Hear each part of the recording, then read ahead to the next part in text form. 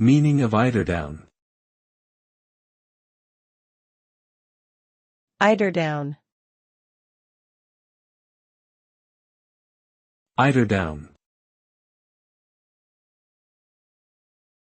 Eiderdown.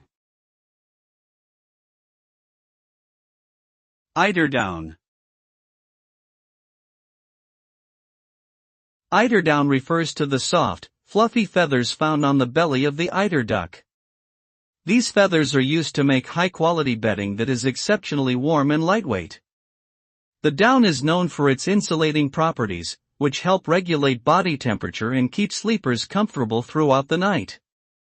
Eiderdown is considered a luxury material and is highly valued in the bedding industry.